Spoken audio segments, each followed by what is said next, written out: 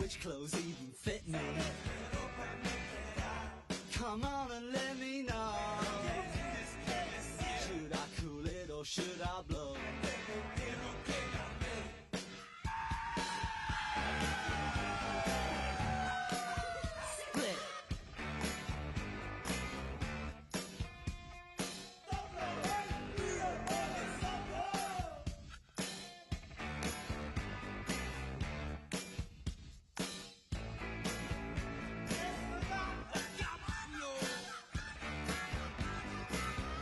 Should I stay or should I go now?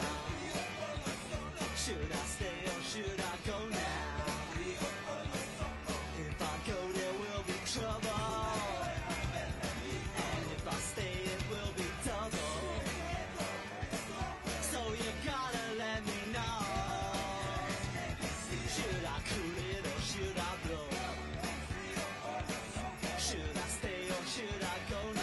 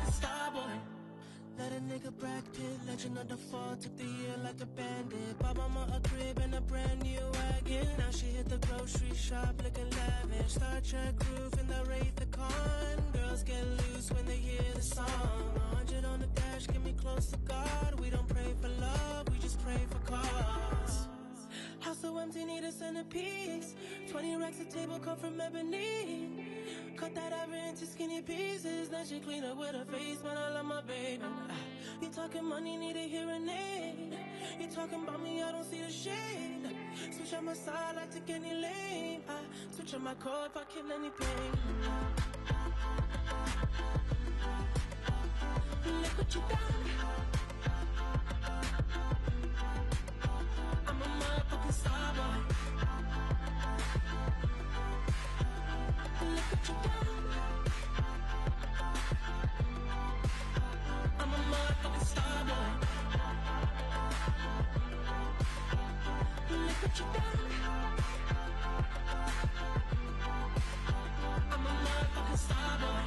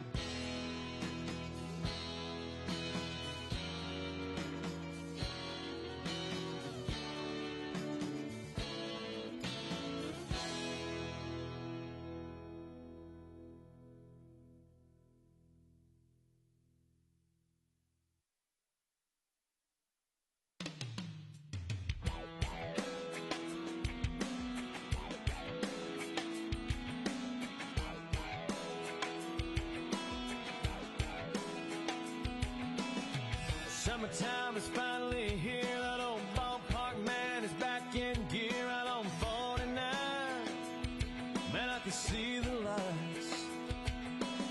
School's out and the night's rolling, man. Just like a long lost friend you ain't seen in a while. You can't help but smile. And it's 2 bare feet on the dashboard. Young love and an old Ford. Cheap shades and a tattoo and a yoo-hoo bottle on the floorboard. Perfect song on the radio. Sing along, cause it's one we know. It's a smile, it's a kiss, it's a sip of wine. It's summertime, sweet summertime.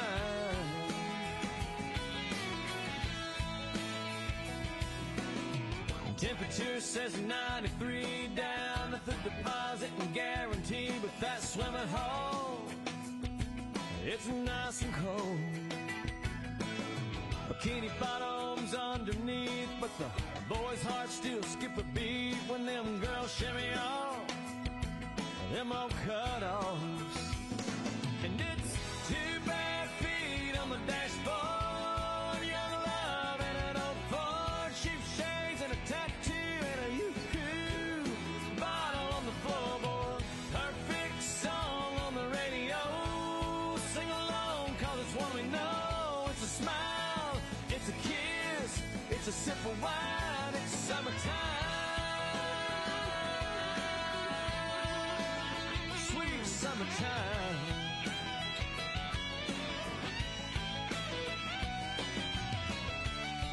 The more things change, the more they stay the same. It don't matter how old you are, man, you know what I'm talking about. Yeah, baby, when you got 2 bare feet on the dashboard. Young love and an old Ford. Cheap shades and a tattoo and a yoo-hoo bottle rolling on the floorboard. Perfect song on the radio. Sing along, cause it's one we know. It's a smile, it's a kiss, it's a sip of wine. It's summertime,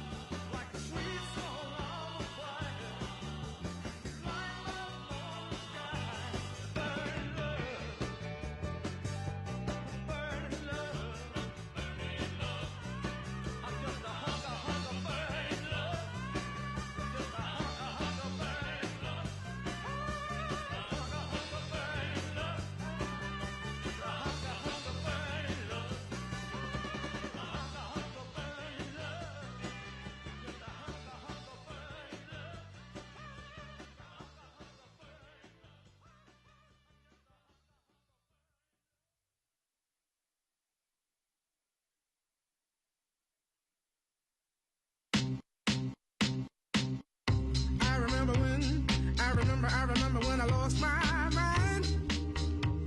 There was something so pleasant about that place.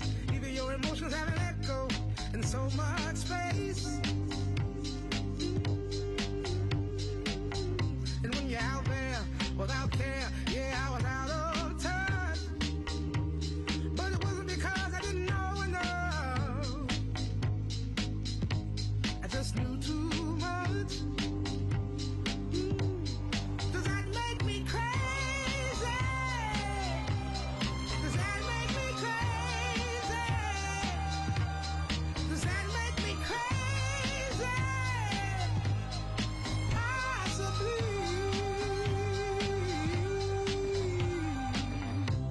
And I hope that you are having the time of your life. But think twice. That's my only advice. Come on now, who do you think you are? Bless your soul. You really think you're in control? Well, I think you're crazy. I think you're crazy. I think you're crazy. Just like me.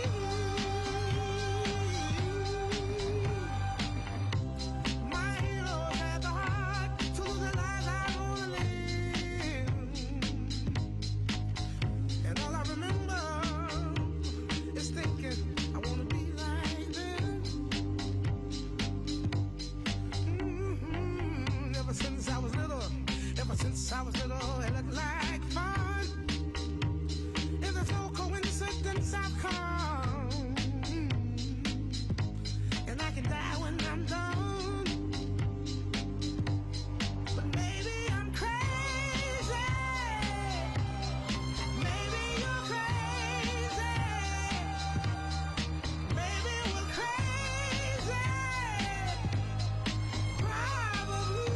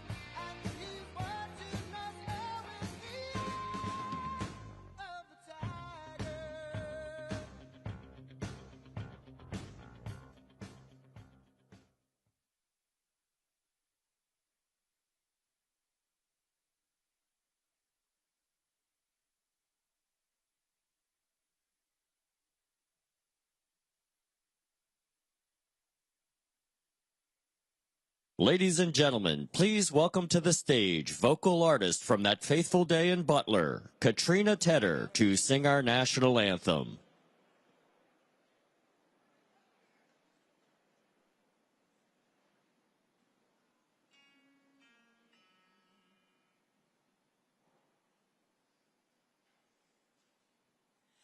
Oh, say, can you see by the dawn's early light what so proudly we hailed at the twilight's last gleaming, whose broad stripes and bright stars through the perilous fight o'er the ramparts we watched were so gallantly streaming, and the rocket's red glare, the bombs bursting in air, gave proof through the night that our flag was still there. Oh, say does that star-spangled banner wave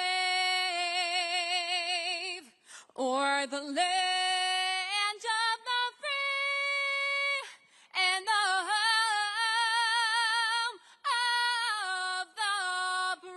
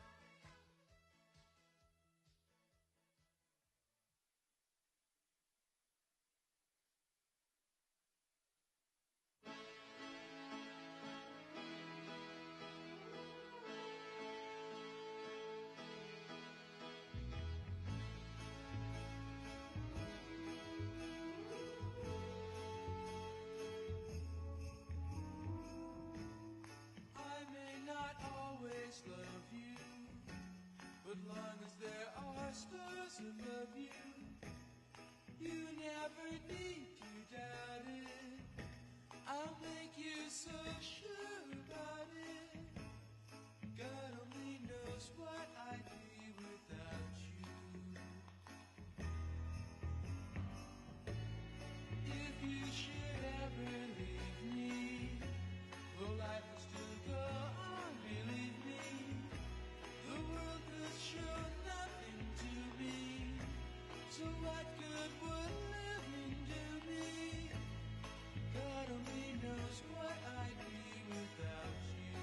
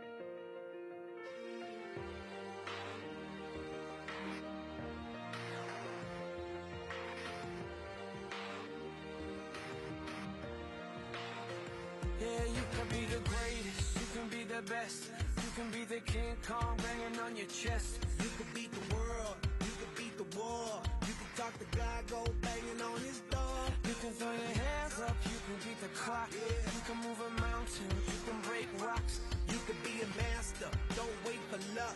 Dedicate yourself and you go find yourself. Standing in the Hall of Fame, Yeah, and the world's gonna know your name. yeah, 'Cause you burn with the brightest flame, yeah, and the world's gonna know your name. And you'll be on the walls of the Hall of Fame. You can go the distance, you can run the mile. You can walk straight through hell with a smile. you could be the hero, you could get the gold. Breaking all the records they thought never could be broke. Yeah, do it for your people, do it for your pride. Are you ever gonna know if you never even try? Do it for your country, do it for your name. 'Cause there's gonna be a day when you're Standing in the Hall of Fame, and the world's gonna know your name. 'Cause you burn with the brightest flame, and the world's gonna know your name. And you'll be on the walls of the Hall of Fame. Be a champion, be a champion, be a champion, be a champion on the walls of the Hall of Fame. Be students, be teachers, be politicians, be preachers. Yeah. Be believers, be leaders, be astronauts, be champions, be truth seekers. Be students, be teachers, be politicians, be preachers, Be believers, be leaders, be astronauts, be champions. Standing in the Hall of Fame, and the world's gonna know your name. 'Cause you burn with the brightest flame, and the world's gonna know your name. And you'll be on the walls of the Hall of Fame. Be the greatest, you can be the best. You can be the King Kong hanging on your chest. You can be the world, you can be the war. You can call your child, go banging on his door. You can throw your hands up,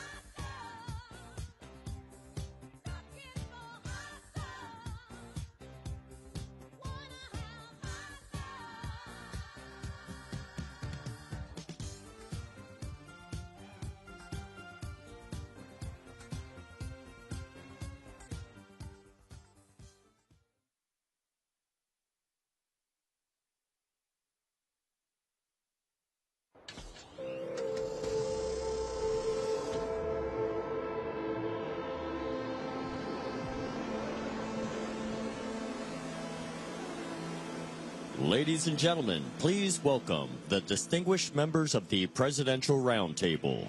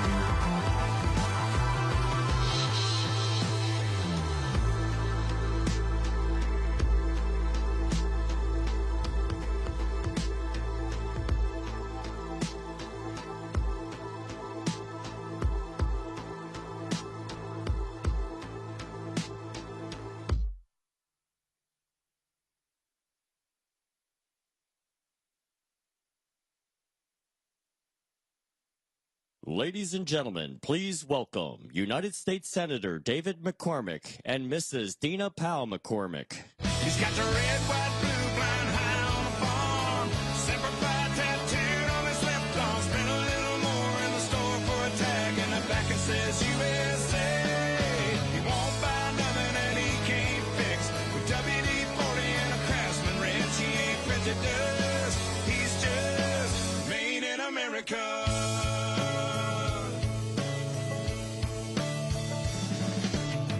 His wife, and she's that wife that decorates on the 4th of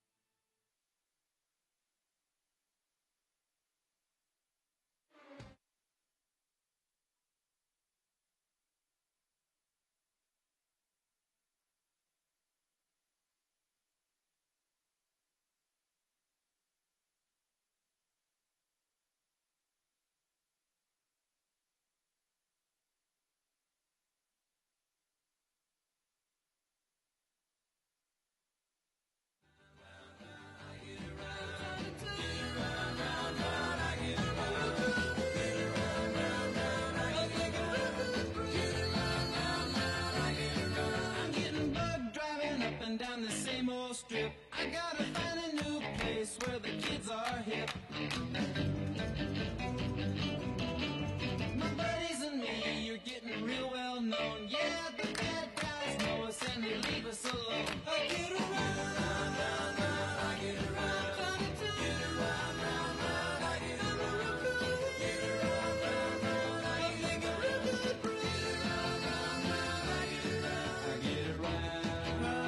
Get around, round, round.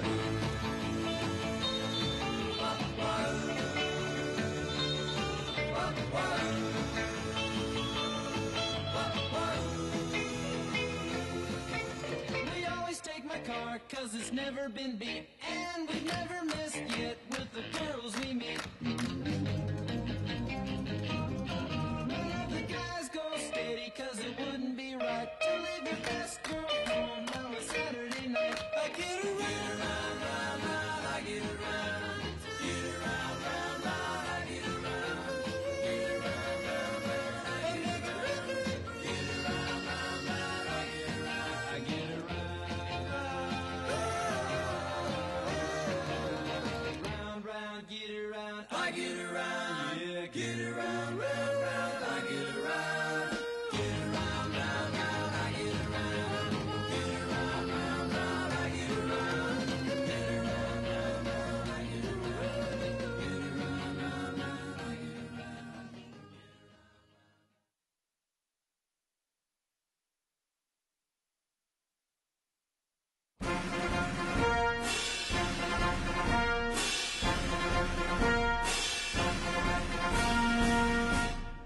Ladies and gentlemen, please welcome the 45th and 47th President of the United States, President Donald J. Trump.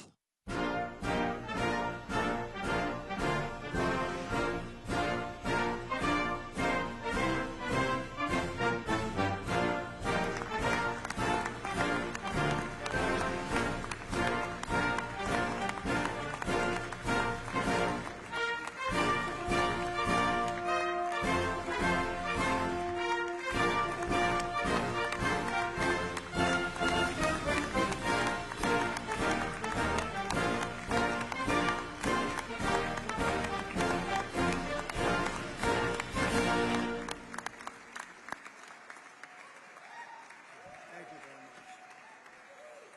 Come on, John.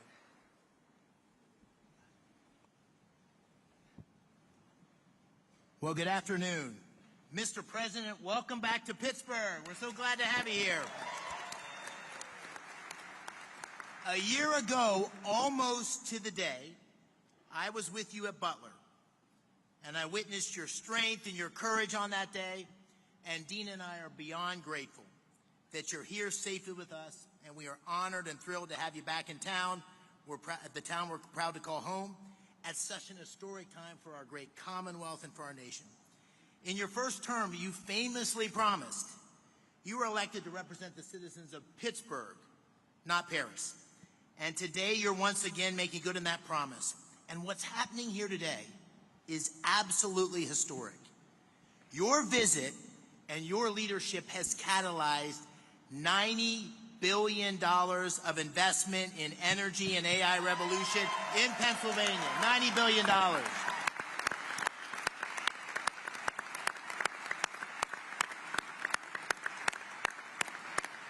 Your presence and those commitments showcase Pennsylvania's story to the world. And today's summit begins to deliver on the promises that you and I made to the working families of Pennsylvania by creating many thousands of new jobs. Mr. President, you and I campaigned on an agenda to make America energy dominant, to secure our nation's AI leadership, to create jobs and opportunity for working families in Pennsylvania and across America. And your policies are working. You're making our country energy dominant once again. You're supporting workers at every level. You've embraced foreign investment and created good-paying jobs right here in the United States of America. And you have been unwavering in your commitment to rebuilding America's industrial capacity and securing long-term AI leadership. Those policies are not only crucial to our economic well-being, to the people here in Pennsylvania, but to our national security. And this agenda has galvanized private capital. It's unleashing a new wave of industrial development and job creation across America and in Pennsylvania. And I just want to say I'm so thankful to you, but also to your incredible team, Secretary Lutnick, Secretary Bessent, Secretary Burgum, Secretary Wright, David Sachs. We have had such incredible leadership and support from your team.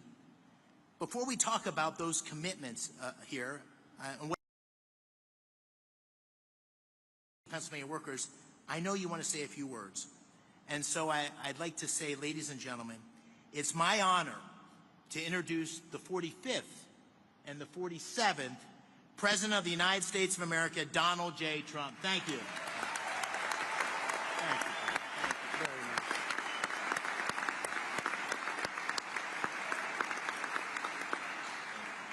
Well, thank you very much, and it's a real honor to be here. And this is a place that warms my heart.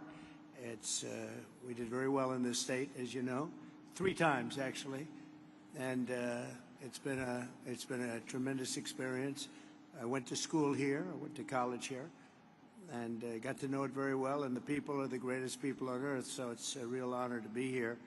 And I have to say about David and Dina, they had the toughest race there was. I said, this is going to be a tough one. And every campaign stop that I made, we had lots of people, tens of thousands would be a small crowd. And I'd invite David, and he'd get up and do a fantastic job. And it all worked out, but he won a race that was really not doable. I think his opponent was here for a long time, and his father was there for about 50 years at least total.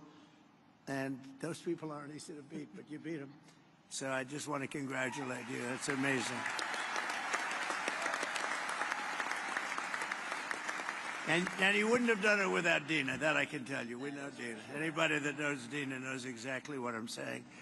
And, you know, he mentioned Butler, but what nobody really talks too much about because they didn't see the order, but I actually looked down to the right before that thing happened, and I said, oh, there's David McCormick. He's running for the Senate. David, come on up. And there were so many people, there was a little problem he had coming up because I said, look, just do it later. And then about a minute later, so, you know, if you would have come up, I don't know what the hell would have happened, right? It worked out better this way, right? Exactly. I don't know if he would have been around, but other than that, I want to take full credit for that. I said, no, don't bother, we'll do it later. So if I didn't say that, who knows? But really great job. Exactly 1 year ago this week, David was at that rally in Pennsylvania.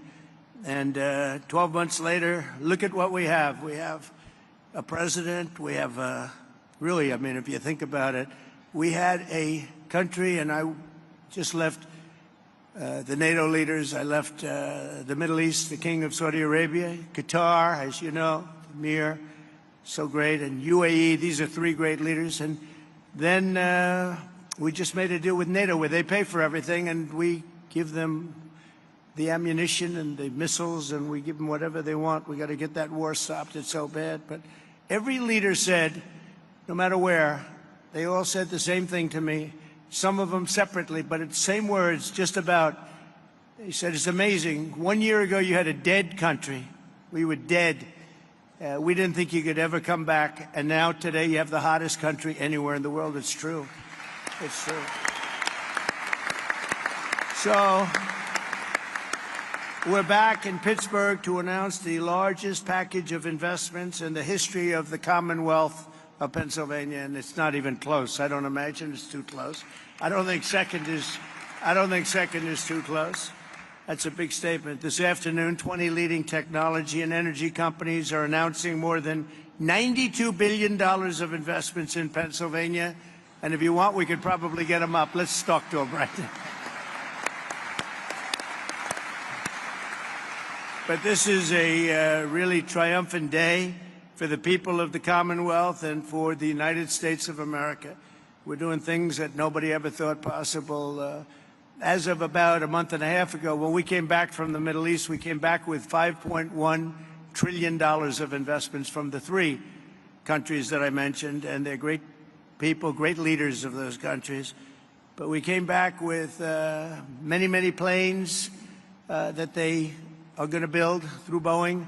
They came back with a package of goods that were, nobody's seen. I don't think anybody's seen. $5.1 trillion. And we are now at about 16, think of this, $16 trillion. And we're at a little bit less than 6 months, but really we're probably at 3 months because it took me a little time to get started, right? So in 3.5, 4 months, let's say, we have about $16 trillion. There's never been anything like that in history. You can go for years and they didn't have numbers like that.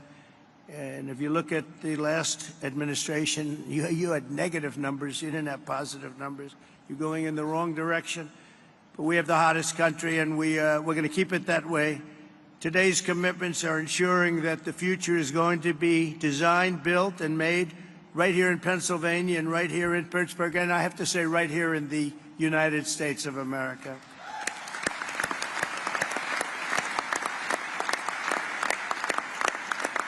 I want to thank, we have some great talent in the administration. I want to thank and say hello to a few people that are with us. Secretaries Scott Bessent, Howard Lutnick, Doug Burgum, Chris Wright. Chris Wright's very friendly with the people up here. Doug, I wanted Doug for energy. I didn't know about Chris. And Doug said, no, I have somebody that's much better than me, right? And Doug never said that in his life. You have to know. I said, this guy must be very good, but what a team they are. We have one controls the land and one controls the energy, but it was sort of intertwined. So we put them together, right? We never even discussed who's supposed to be the leader of the pack, but boy, it was one instruction: drill, baby, drill, right? And they are drilling. They are drilling. We have the EPA administrator, probably, I must say this, Doug, I hate to say it, Chris and Doug and all of you guys, the most important man on the dais today is Lee Zeldin. It's called environmental protection because he's going to be the one that gets you a permit. He's going to get you a permit for the largest electric producing plant in the world in about a week, would you say? Now, if you go nuclear, I promised him I'd give him 2 weeks. Okay, nuclear will give him a little more time. But the biggest problem we've had is it takes years and years to get permits, and he really is. He's a phenomenal guy, and his history.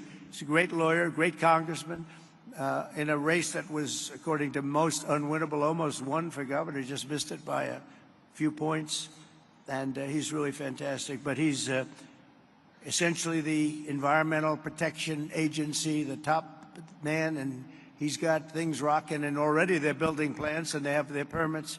These are permits that would have taken you literally 10 years to get. or I would really say 10 years before they voted against you, because that's really what was happening, and it's crazy all over the country. But we're freeing it up, and he really is going to be able to produce. And I'm looking at the numbers of China, where they're producing a lot of electric. Well, they only have one man they have to worry about, our friend, right, President Xi. He can do that by himself. I don't know if I can. Do I have the right to overrule you? Maybe. I don't know. Probably I do, but I won't have to. But so he has one man, and we have one man. The one man is sitting right there, and we appreciate you doing an amazing job. They're building plants already, and they're building plants, and they have already their permits. And I have to I have to brag just for a second, because when I first heard about AI, it's not my thing. Although my uncle was at MIT, one of the great professors, 51 years, whatever. He was the longest-serving professor in the history of MIT, 3 degrees in nuclear, chemical, and math. That's a smart man. Kaczynski was one of his students. Do you know who Kaczynski was? There's very little difference between a madman and a genius. But Kaczynski, I said, what kind of a student was he, Uncle John, Dr. John Trump? He said, what kind of a student? And he said, seriously good. He said he'd go around correcting everybody, but it didn't work out too well for him. Didn't work out too well, but it's interesting in life. But I will say this, that we have the greatest brains, we have the greatest power, and we are going to have more electric. I said to some of the guys coming in, they wanted to hook up to the grid. I spoke to Mark and Jeff and a lot of people. And they said, well, we want to know about the electric, because I was told we'll need from David. You're the first one that told me. That's why I hired him, because I said he told me something I didn't know. He said, you need double the electric of what we have right now, and maybe even more than that. Remember that? And I said, what, are you kidding? And that's double the electric that we have. Take everything we have and double it. And actually, the number, that was even low. You need more than that. And to do that, you'd have to hook up to an old grid, in many cases broken, and certainly very much open to destruction from bombs and planes and from, frankly, storms. You see what happened, that horrible situation in Texas. And you'd be subject to that. And it's fragile, but it is old, and it can't have the capacity unless you totally rebuild it. That would take decades. And I said, well, why don't we do this? Why don't we, when you build your plant, wherever you may build it, you build your own electric plant.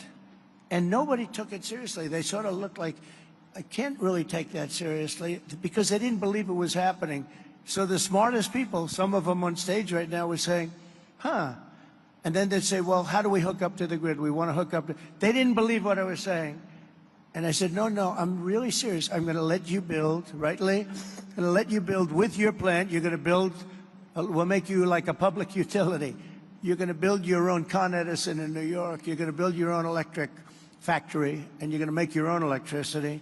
So this way you can have a great plant. And what you'll do is, if you have excess, you can sell it back into the grid. You'll even make money from the electric business, because these guys do know how to make money. They'll end up doing things that will be shocking.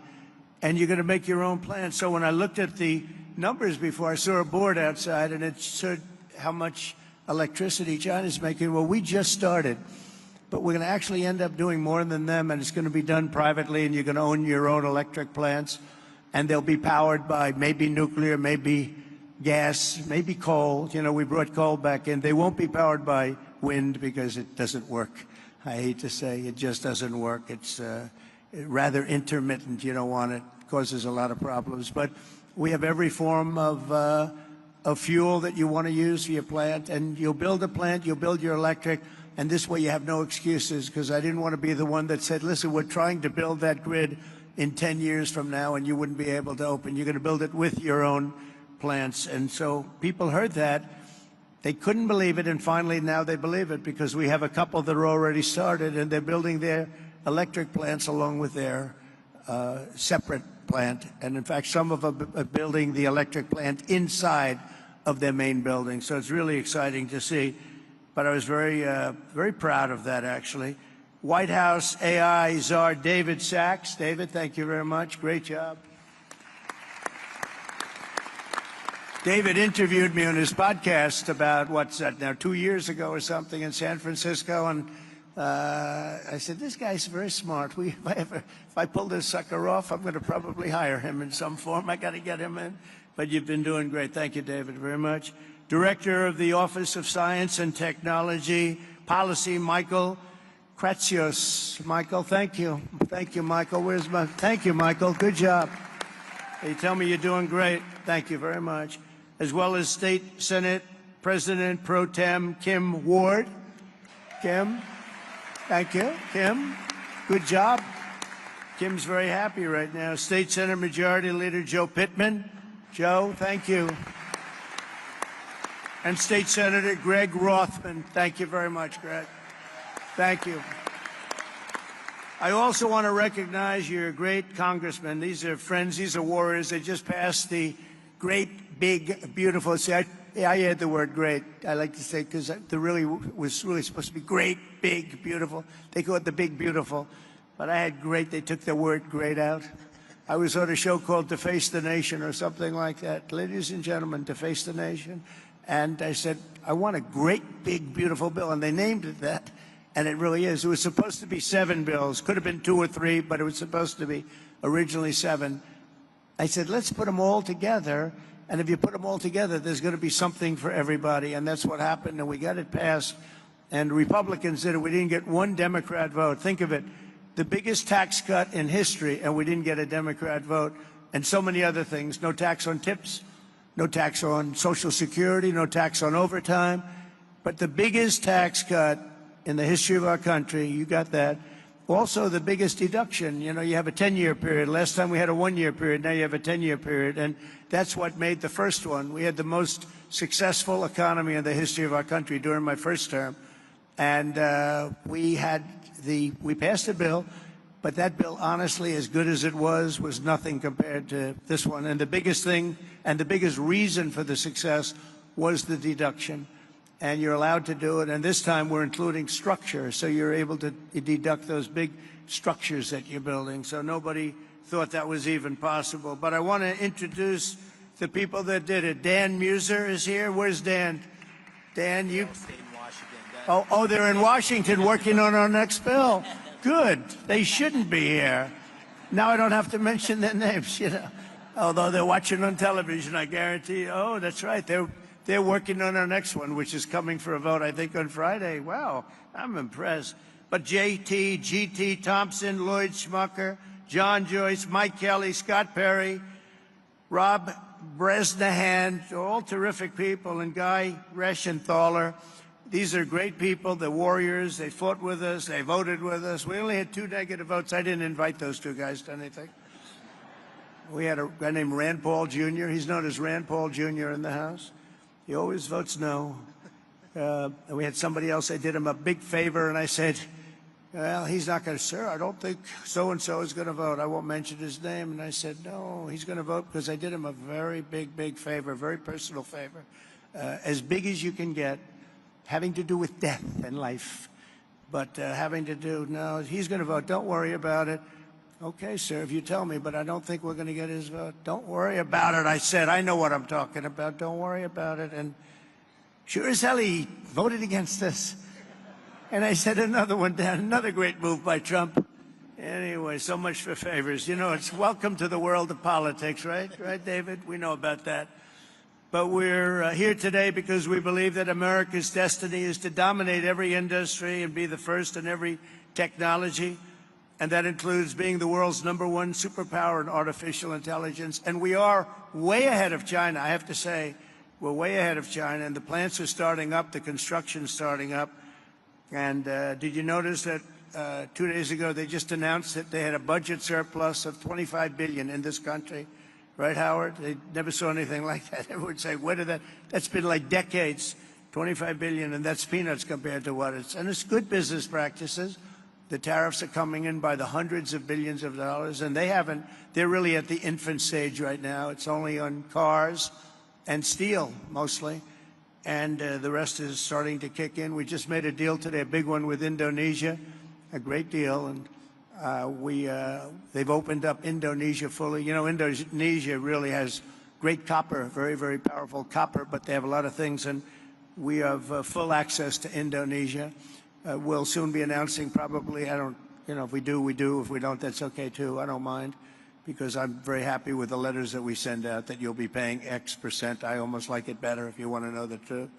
But Scott and Howard, you know, they like to go the old-fashioned way. Let's work hard to make a deal. I don't know. There's something about pay us 35% of everything and we're very happy. But I think India is going to open up, and a lot of countries are going to open up. And some that don't, they'll just be paying a very substantial tariff, but peanuts compared to what they should be paying. So we have some amazing things. China and other countries are racing to catch up to America, having to do with AI, and we're not going to let them do it. We have the great chips, we have the great everything, and we're going to be fighting them in a very friendly fashion. I have a great relationship with President Xi, and we smile at the back and forth, but we are leading. I heard somebody say before that we're going to try and catch China. We're not catching them, we're leading.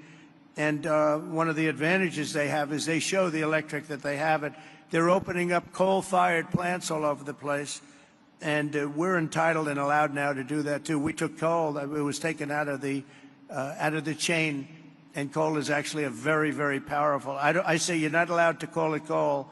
You have to call it clean, beautiful coal. You're not allowed, John, to call it just coal, because people don't understand. We call it clean, beautiful coal. But China is, I think they're going to be very far behind.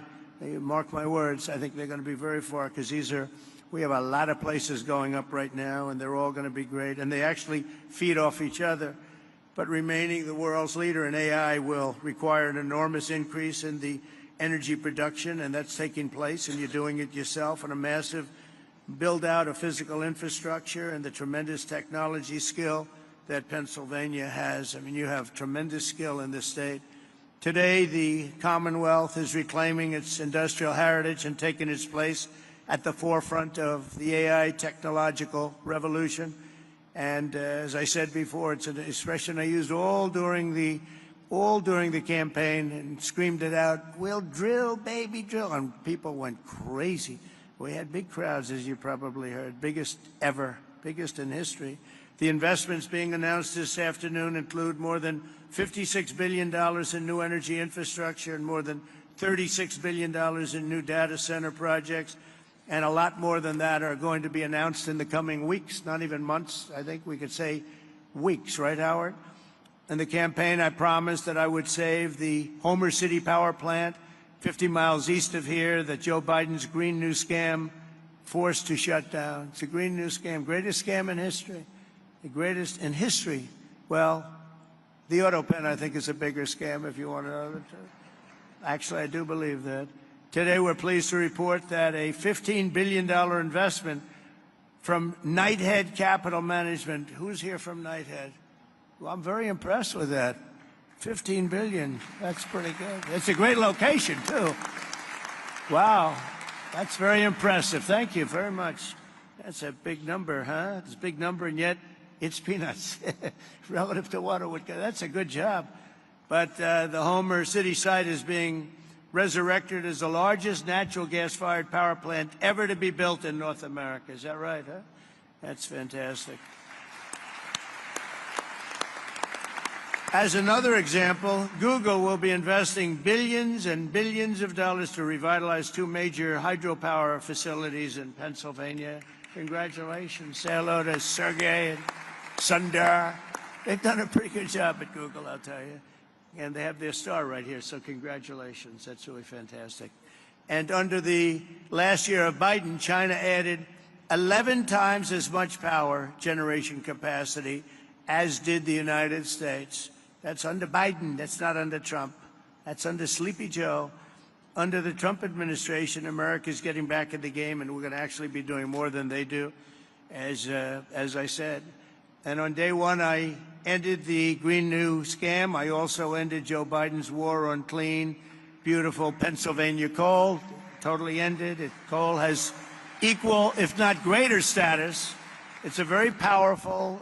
It's a very powerful thing, coal.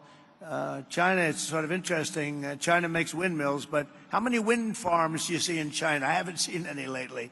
It's sort of crazy. They build the windmills, sell them into our country, sell them all over the world, and they ruin their fields and ruin their valleys. And then you look at China. Where's your wind farm? Well, we have one. We're thinking about one. No, it's the whole thing is crazy. But they use coal, and they're building right now about 52 power plants, all of coal. I signed historic executive orders to expedite construction of brand new nuclear power plants, which is very hot. We've issued an order, as you probably know, 1 month ago, making it very easy and very safe to build nuclear power. And Westinghouse, I know, is represented here, and they're become a whole brand new Westinghouse. Congratulations. It's a great thing you're doing. They were hurt by some very incompetent people. I watched what was going on there, and in the form of regulators, they were really doing a number. Our regulators are the opposite. We'll be very safe, but we're fast and safe, and you're going to get a whole different group of people. But it's announcing plans to build 10 state-of-the-art nuclear reactors in the United States. That's great. Congratulations to Westinghouse. And to further accelerate investment in the industries of tomorrow, 2 weeks ago, we enacted the largest tax cuts in American history. When I signed that one big, beautiful bill into law, we're adding to it a little bit, and we're refining it a little bit, all to the positive. And that's why the congressmen, I'll pretend I'm really angry at them, but I would actually be angry at them if they showed up, Lee, right? I'd be much more, if they're here, I would not be happy. The bill allows 100% expensing on all new equipment, something that's never happened before. Factories, research, and as I said before, even structure. To further protect Pennsylvania industry, 2 months ago, I came here to announce my approval of a historic investment deal with Nippon Steel of Japan, to keep U.S. Steel right here in Pittsburgh. And we have a great woman here, Selena Zito. She's the writer. She writes on the Rust Belt and the Midwest, really, but the Rust Belt, anything having to do with rust and belt. Where is Selena? Is she around there someplace? Because I'm doing an interview with her in a little while. And I said, do me a favor, let me do the interview after this. This way we can be right on time. Where is Selena? There she is up there. Oh, she's great. You can't be angry at me now, Selena, because I'll be with you. I said, Selena, can we make it after? Otherwise, we're going to keep a lot of money waiting. These people have big money. When I saw the people here, I said, Selena, I'm sorry. I have to delay this. And also, Miss McAdams. Where is Miss McAdams? We're going to do one with her, too. And she's great, with Fox. And she's been fantastic. Stand up. Stand up. Young and smart and vibrant. She's been you've done a great job. So I'll see you in a couple of minutes. All right. That's great. We can't keep this kind of money waiting. These are truly the biggest investors in the world, including my friend John on my left. But these are the biggest investors in the world. I'm sorry, McAdams, and I'm sorry, Selena. That's the way it works. It's very impressive. But Nippon Steel, and we got it, and we have all sorts of protections because of the fact that U.S. Steel was, you people, years ago, 80 years ago, was the biggest company in the world, most powerful company in the world, and we were very strong. And Nippon's coming in. They're going to be investing $17 billion. They're going to build new plants all over the country using U.S. Steel, and we have the absolute control because we don't want to lose control of that one name. That one name is very important for to the history of this country, and I think Nippon's going to do a fantastic job. And, you know, in some cases, they could take it back to their country. I said to people, because a lot of people said, well, what do you think? Japanese companies coming in. I said, well, you know, when they spend $1 billion in a steel plant, they're not going to put it on a boat and take it away. It's going to be right here with us no matter what. But they are going to do a fantastic job, and they look forward to it, and they're so excited about it. They actually fought very, very hard to get that deal.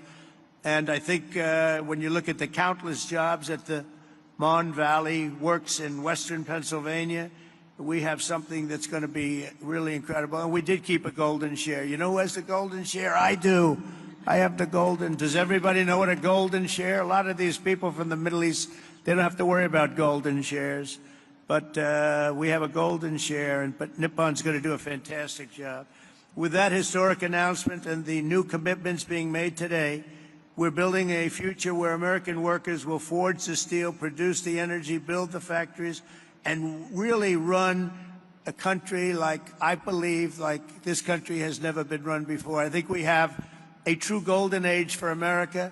We've been showing it, and it truly is the hottest country anywhere in the world. And I'm honored to be in Pennsylvania, and I'm honored to be in Pittsburgh, and you're going to see some real action here, so get ready. Lots of jobs, lots of success. Really a beautiful thing is, it's going to be beautiful to behold. So enjoy yourselves, and I look forward to hearing some of your geniuses speak. If that's okay, I'll stay around, all right? Thank you. Okay, thank you. Thank you. Thank you, Mr. President. Thank you so much. Again, thank you for being here. And you coming has allowed us to have this incredible summit. It won't surprise you, this summit was Dina's idea. But what it's allowed us to do is catalyze the investment. It's allowed us to get a lot of attention on Pennsylvania's story. And it's allowed us to deliver on the promises you and I talked about, which is jobs for working families, really create opportunity here in Pennsylvania. So it's the manifestation of your agenda. And we're going to talk today about those $90 billion of investment. You'll hear from Blackstone and QTS, CoreWeave, and others. They pledged $36 billion to build data centers. You'll also hear from companies that invested tens of billions in generating the power needed to run those data centers. We have great investments in natural gas production and pipelines, but also in nuclear. Brookfield's repowering of 2 hydro facilities with Google that you mentioned. The great Pittsburgh company Westinghouse will tell you how they're going to deliver on your call to strengthen America's nuclear power industrial base by placing 10 reactors under construction by 2030. And Constellation, which is here, Joe Dominguez, is uprating Limerick Clean Energy Center to bring an additional 340 megawatts online. First Energy and Pennsylvania's PPL have collectively pledged $20 billion to build and operate the grid infrastructure required to support a data center renaissance right here in Pennsylvania, and to ensure that ratepayers don't foot the bill. And finally, you got technology companies like Google, that they're investing in bringing the benefits of AI to Main Street, and their AI Works for Pennsylvania initiative, which will offer AI training for 1 million small businesses. The great thing about today is these are not empty promises. These are tangible, real commitments, and they're only the beginning. The distinguished leaders you have around the table here, from Larry Fink to Darren Woods, from Toby Rice to Bruce Flatt, to great global investors like my good friends Chow Kit from Singapore, Haldun Al-Mubarak from the United Arab Emirates. They've traveled long distances to witness firsthand this historic moment and to see firsthand what's happening in Pennsylvania. And these investments are a testament to Pennsylvania's unique resources. Unbelievable natural gas reserves, abundant fresh water, a massive installed base of nuclear power, incredible tech universities like CMU, our host today, thank you, Farnham, amazing skilled trade engineers represented by Pennsylvania's own Rob Baer and Brandon Bishop here of the National Building Trades. But none of this would have happened. None of this would have happened without your unwavering commitment to unleashing American energy dominance and standing up for workers in Pennsylvania and across the nation. They're going to see those workers tangible job opportunities here today. These projects will create tens of thousands of construction jobs and thousands of well-paying direct and indirect jobs supporting these projects, supporting these industries. It's going to make a big difference in Pennsylvania communities. So, Mr. President, this is the beginning of an economic renaissance for Pennsylvania and a huge step forward. And I want to thank you for making it possible and for being here in the Steel City. So let me give you one more hand. Thank you.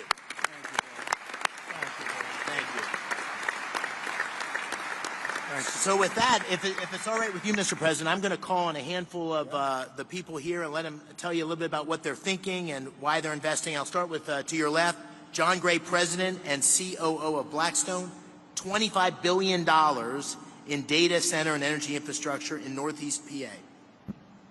Thank you, Dave. I want to start by thanking President Trump for recognizing the importance of American leadership in AI innovation and for prioritizing the physical investment required in digital and energy infrastructure to make this AI revolution possible. We believe this new technology can lead to a manufacturing renaissance in the United States. Generating electrons will spur economic activity and employment growth right here in Pennsylvania. That also leads me to thank Senator McCormick for hosting this terrific summit, with Dina's help, of course, So many important participants from around the globe have come here, including political leaders in Pennsylvania from both sides of the aisle, who all care about making this state and the U.S. successful in this vital area. By the way, I love this state too. I went to college like you here as well. I met my wife here, and it is a great place. I will say that at Blackstone we have enormous investments here, and we're very excited to announce that we're going to make a further $25 billion investment into Pennsylvania's digital and energy infrastructure. Thank you, Mr. President. Great. The investment should catalyze over the next 10-plus year a further $60 billion on top of that into the state. Pennsylvania, as you've heard, is uniquely situated as a strategic hub to power the nation's AI objectives. Abundant, low-cost energy, 20% of the country's natural gas production, and by co-locating data centers next to the natural gas, we eliminate the enormous cost and time delays with these projects, which makes us super bullish on this state. America's AI future obviously requires rapid acceleration of data center construction. Our company, QTS, is the largest independent data center developer and operator in the world. QTS has secured multiple land sites throughout the northeast of Pennsylvania. We're very excited about that. The co-CEO tag is over there. We're also excited to announce today a JV with Pennsylvania utility PPL to invest in new natural gas generation facilities. These will ensure grid reliability and power Pennsylvania's digital infrastructure as well as homes and businesses across the Commonwealth. Net here, this continues our long-term partnership at Blackstone with Pennsylvania. We believe 6,000 plus jobs will be created or supported annually over the 10-year construction timeline. Over 3,000 permanent jobs will be created or supported by QTS and its customers. We have long-standing relationships with labor. We plan to continue those here in Pennsylvania, and we intend to commence construction on these projects by year-end 2028. Thank you for having us today, Senator McCormick. Thank you, President Trump, for your leadership. We are honored and excited to be investing in the future of Pennsylvania and the United States. All right. Thank you, John. That's great. And I'm going to keep us moving because there's so many people here I want to call on. Brian Tierney, CEO of First Energy, a $9.3 billion investment across PA to expand power distribution and strengthen grid infrastructure. Brian. Thank you, Senator McCormick, and thank you, President Trump, for your leadership, particularly on energy security and what it means to our economy. Thank you. At First Energy Pennsylvania, we have 6,000 contractors and employees who are thrilled to serve 2 million customers in the state.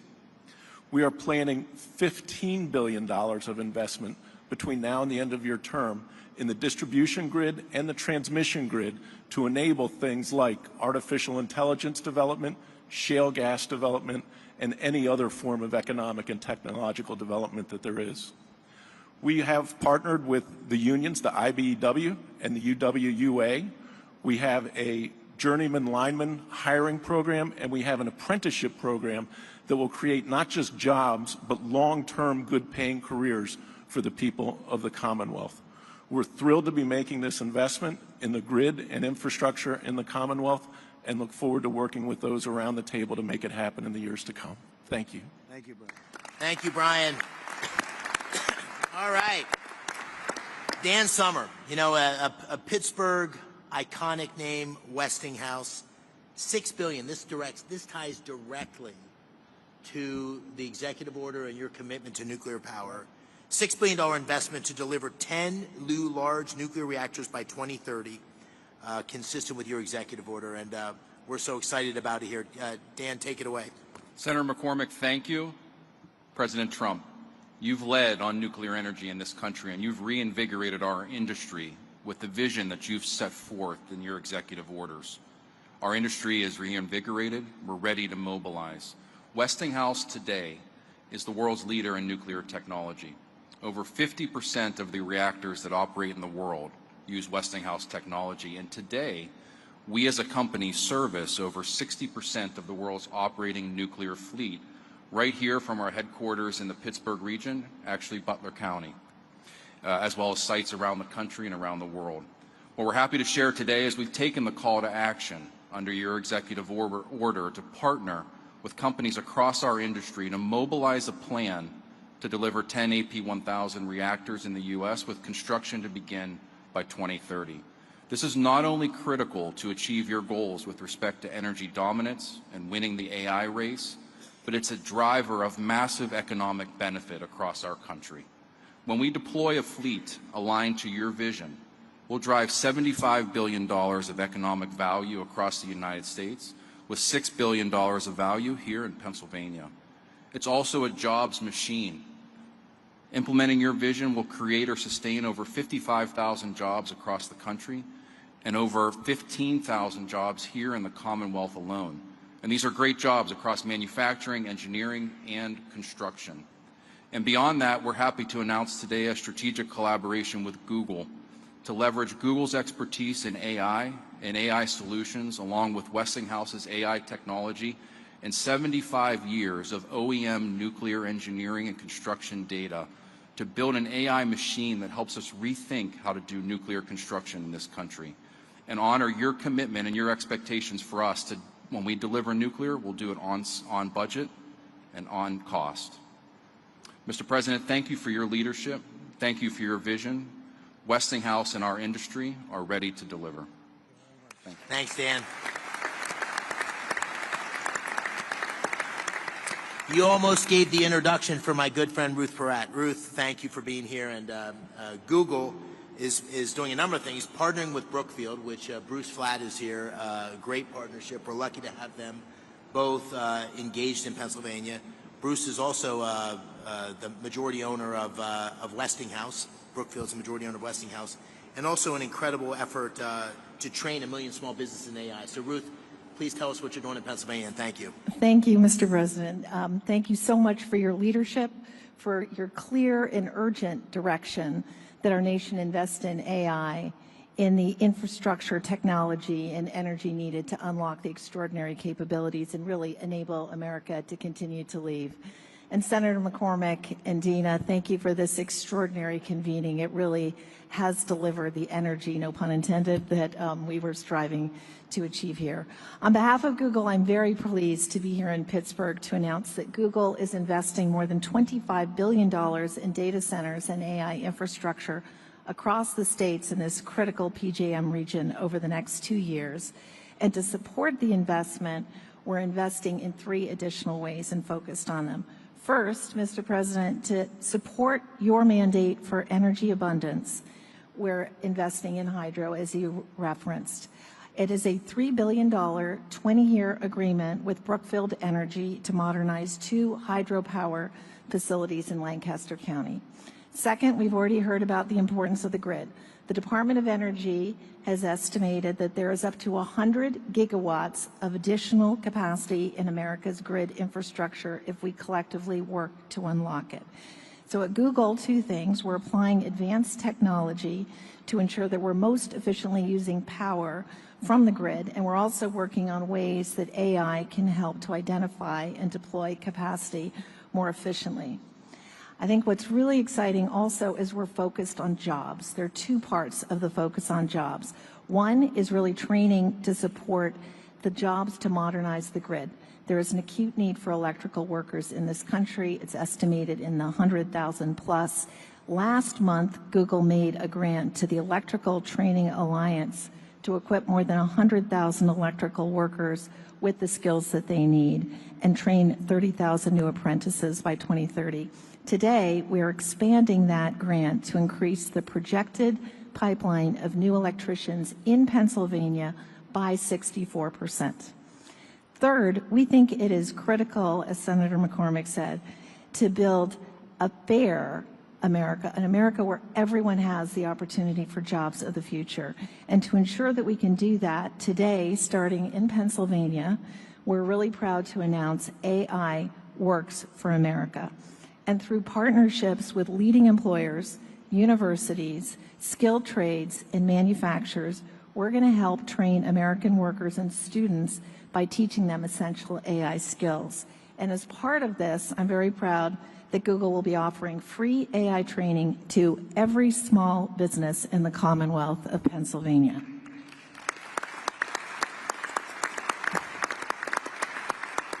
One final comment. We are proud that Pittsburgh is our home. It's been our home since 2006. Our first office was actually right here at Carnegie Mellon, and continuing the trend of this line right here, I also went to school in Pennsylvania, and we're very proud of it. So thank you again. Thank you for being here, and thank you for all your catalyzing.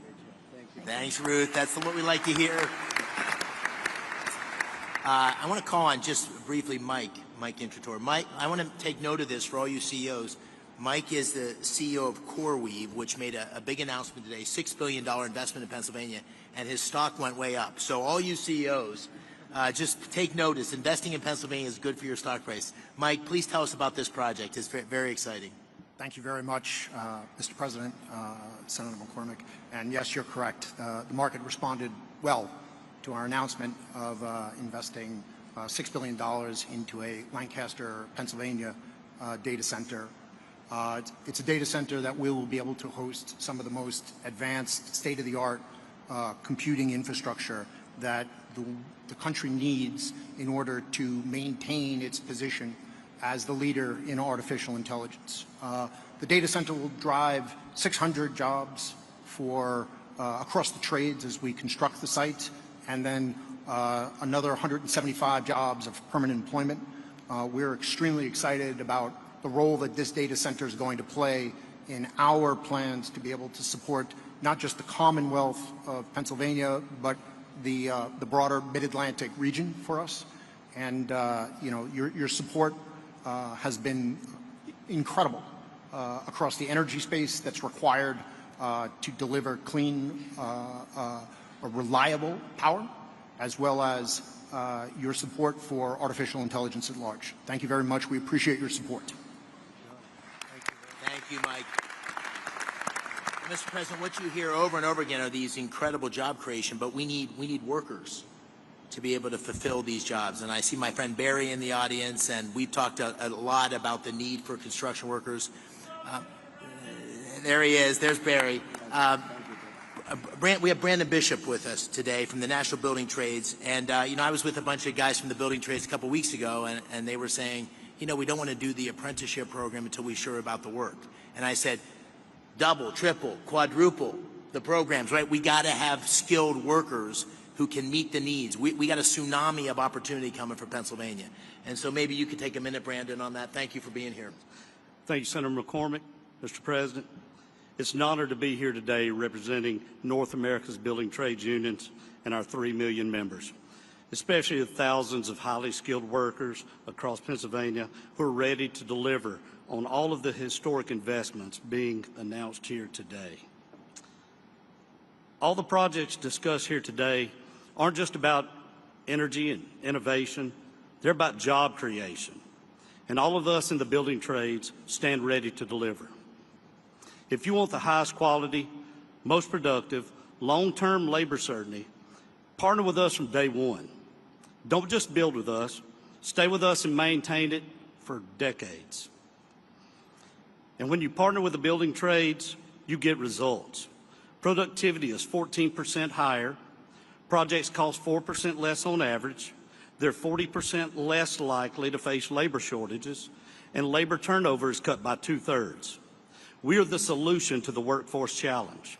Our members are sourced and trained through the largest private workforce development system in the country.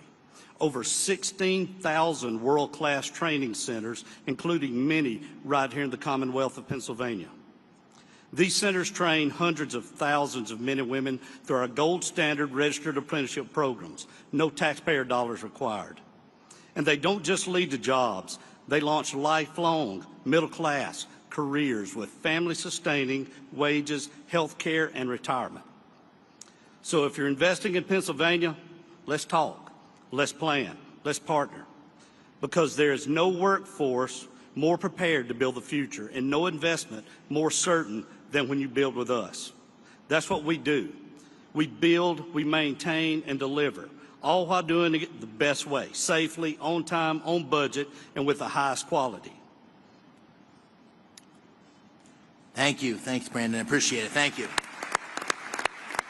All right, so I asked the president. He said I could take the opportunity. We got the A-team here in terms of the cabinet the president put together. So I'd like to do a lightning round and just call on a couple of cabinet members to comment on what's going on in terms of the incredible action and activity at the intersection of the AI revolution and the energy revolution. We got a great team here that's working together.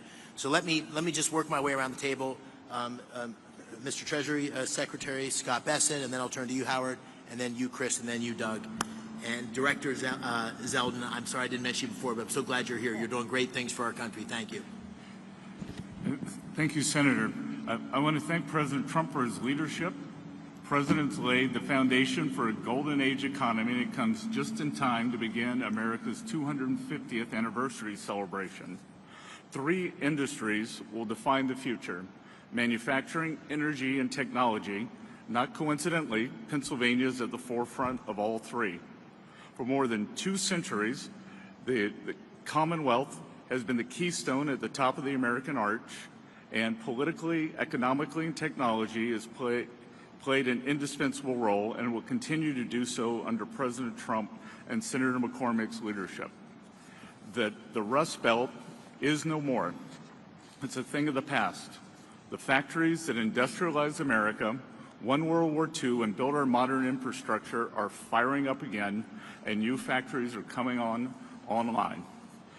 Taking place along the blue-collar boom is the CapEx boom that we heard about today, and this is just the beginning. This is the 3rd time I've had the privilege of being in the Iron City in less than a year. I was here President Trump's final day on the campaign trail at the auditorium at the Duquesne Arena, and I saw the steel workers there to support him. I was back 3 weeks ago when he announced the Nippon Steel deal at the U.S. Steel plant, and it's an honor to be here with all of you today and see this CapEx boom along with a workers boom. Thank you. Thank you, Mr. Secretary. All right, my good buddy, Secretary Lutnick. Advanced manufacturing, technology lead. Our technology is the best in the world. President Trump is out to unleash that technology to make sure we win the AI race. But he knows that we need energy to drive it.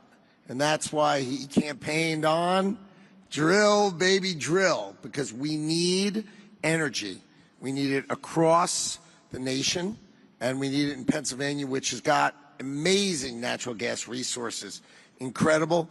And then we've got to turn that into advanced manufacturing. So those 3 buckets are where we're going, and President Trump is leading the charge on that. And we are very excited. $16 trillion in investment dollars coming into America. So your workers, man, are they going to be busy?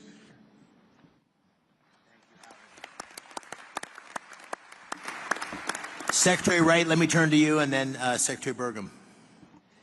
Yes, thank you, Senator McCormick, and thank you, President Trump. We are all here, and we're talking about $90 billion investment in this state because of a dramatic pivot in the leadership of our country. President Trump, an East Coast real estate developer, understands in his gut energy more than anyone I've met. He knows energy is the infrastructure for everything we do. If you get energy wrong, nothing else matters. If you get energy right, the possibilities are just immense. And Pennsylvania, the oil and gas industry, global oil and gas industry, started a few dozen miles from here in Titusville, Pennsylvania. The shale gas revolution may have started in Texas, but it really flourished and hit its peak right here in Pennsylvania. Pennsylvania today exports more energy to other states than any other state except for Texas. And it would export more, but it had blocks on building pipelines. 2 great opportunities for Pennsylvania energy. One, and President Trump is hard at work at both of these, one is to get those pipelines built from Pennsylvania to New England so we can change the quality of life and opportunities.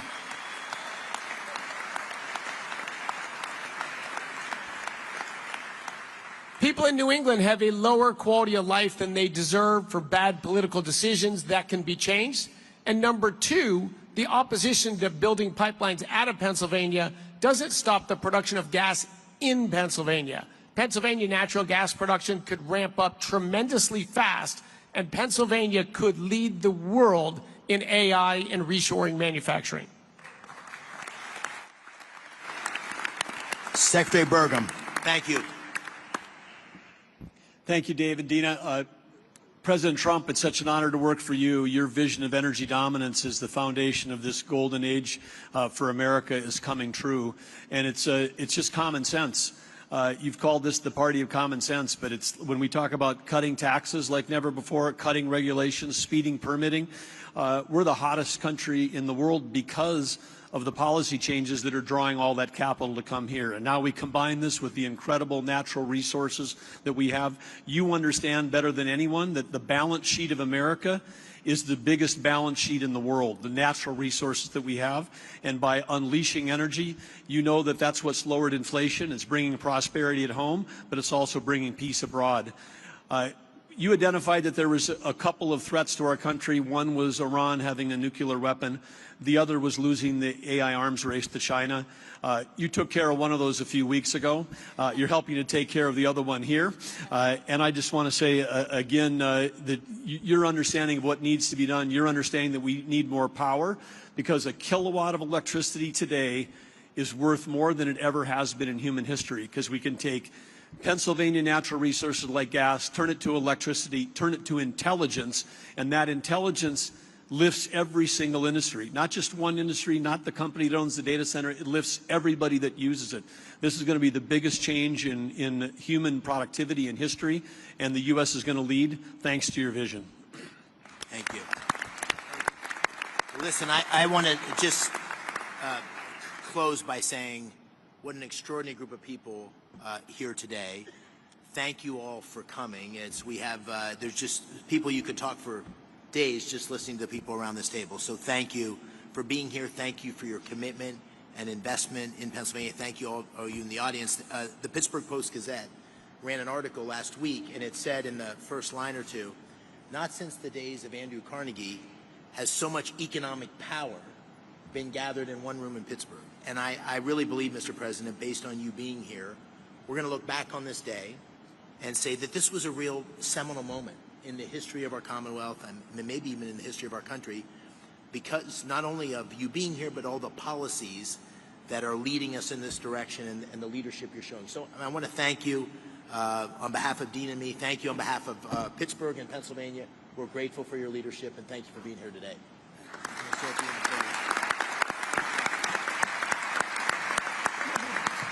Well, thank you very much. And I have to say that David said, could you just come in and make a quick statement and then you can leave right away? And I said, okay, good, I'll do it. But when I saw the people gathered, I said, I'm not leaving. I want to learn something, and I have learned something. This is the smartest group of talent probably that you've ever had in terms of energy and even finance ever had in one room. So it's an honor to be with you. I used to do what a lot of you guys did. I like this better, though. I don't care. And you're doing a fantastic job, but really it's an honor to be with you, and congratulations. You're going to have tremendous success all over the country, but you're going to have tremendous success in the Commonwealth. So good luck to everybody. And if I can help you, let me know. Thank you very much. Thank you, Joe. Thank you, Mr. President. Great to be with you.